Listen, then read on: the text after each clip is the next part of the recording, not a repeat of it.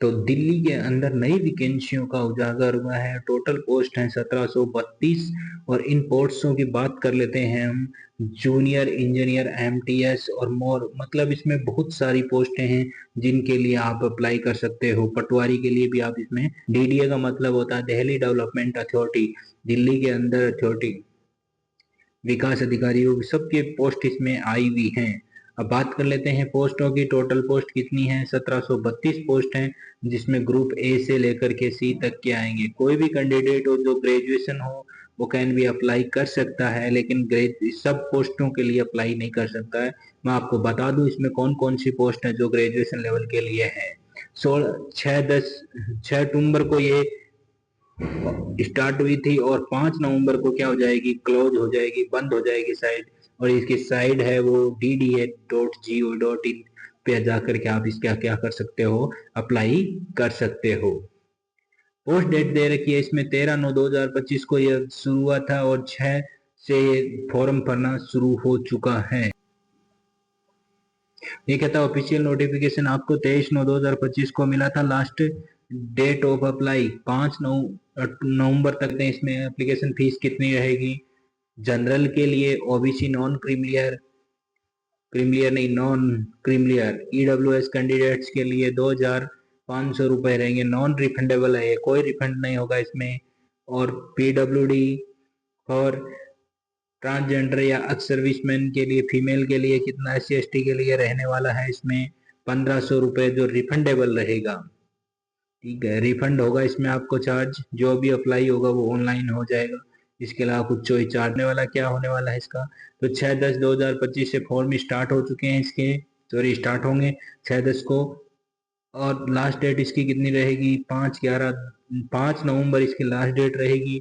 और फीस भी अप्लाई कर सकते हो, 5/11 तक ही अप्लाई कर सकते हो। और जैसे ही आपका सिलेक्शन होगा तो किस पे होगा? सीबीटी होगा।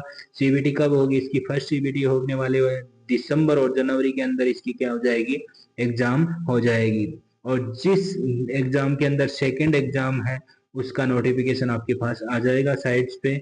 और इसके अलावा और कोई नहीं है। एज बात कर लेते हैं इसमें, एज रिलेशन, सॉरी एज कितनी रहेगी? तो पटवारी के लिए एज 21 से 27 वर्ष रहने वाली है। सर्वायरों के लिए 18 से 25 रहने वाली है। जूनियर इंजीनियर के लिए 18 से 27 रहने वाली है। नायब तहसीलदार के लिए 21 से 30 रहने वाली है। एमटीएस और जेएसए के लिए 18 से 27 रहने वाली है। फोर्थ डिप्टी डायरेक्टर के लिए मैक्सिमम 40 वर्ष रहने वाली है। स्टेनोग्राफर के लिए ग्रेड थर्ड के डी के लिए 18 से 30 वर्ष होनी चाहिए। असिस्टेंट सिक्योरिटी ऑफिसर के लिए 18 से 27 वर्ष होनी चाहिए। क्वालिफिकेशन देख लेते हैं इसमें। क्वालिफिकेशन क्या रहेगी? देखो, डिग्री इन एग्रीकल्चर में होनी चाहिए। लीगल असिस्टेंट के लिए bachelor degree in LLB, legal का मतलब ही है कि वकील होना चाहिए।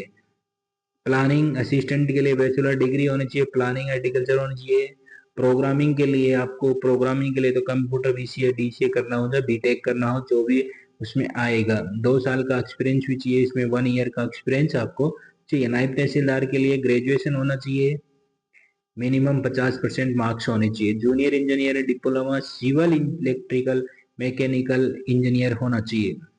डिप्टी डायरेक्टर के लिए आपको क्या होना चाहिए? पोस्ट ग्रेजुएट होने चाहिए विथ रिलेवेंट फील्ड एक्सपीरियंस होना चाहिए। असिस्टेंट डायरेक्टर के लिए आपको, असिस्टेंट डायरेक्टर के लिए कितनी चाहिए? रिलेवेंट विथ फील्ड, वही डिग्री होनी चाहिए, प्लस आपके क्या होना चाहिए?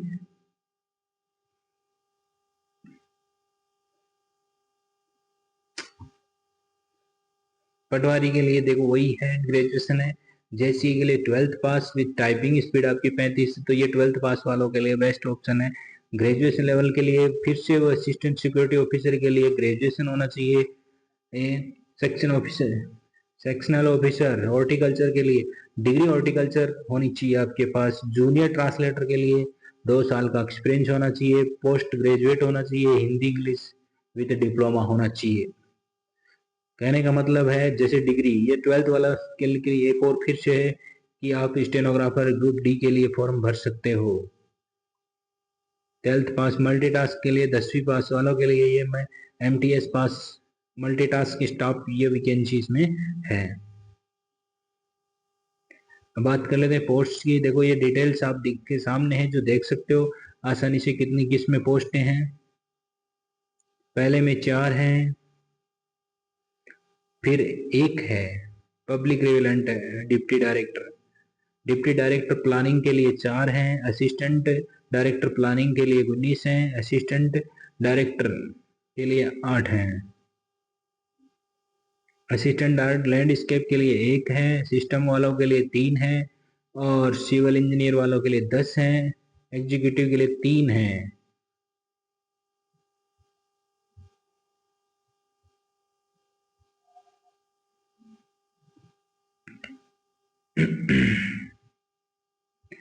इसके बाद 10 पोस्टें हैं, फिर 3 है, फिर 15 हैं पोस्टें इसमें देख सकते हो। लीगल असिस्टेंट की 7 है, प्लानिंग असिस्टेंट की 23 हैं, हॉर्टिकल्चर के लिए असिस्टेंट के लिए 9 है, प्रोग्रामिंग की 6 हैं, जूनियर इंजीनियर सिविल के लिए 104 वैकेंसी हैं, जूनियर इंजीनियर की 67 है, सेक्शनल ऑफिसर के लिए 75 है, नायब तहसीलदार असिस्टेंट सिक्योरिटी ऑफिसर की कितनी है 6 है।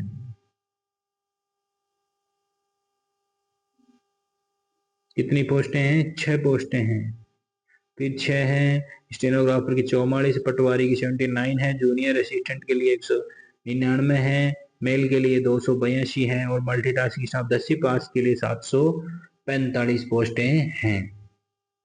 तो इसमें भी टेस्ट क्या होगा, फर्स्ट सिलेक्शन कैसे होगा आपका, सिलेक्शन फर्स्ट स्टेप के अंदर जो नंबर आएंगे आपके उसके बेस के आधार पर आपका इंटरव्यू भी हो सकता है और फिर आपको इसमें सिलेक्शन दिया जाएगा। थैंक यू दोस्तों, मिलते हैं नए वीडियो में नए वैकेंसियों की जानकारी के साथ।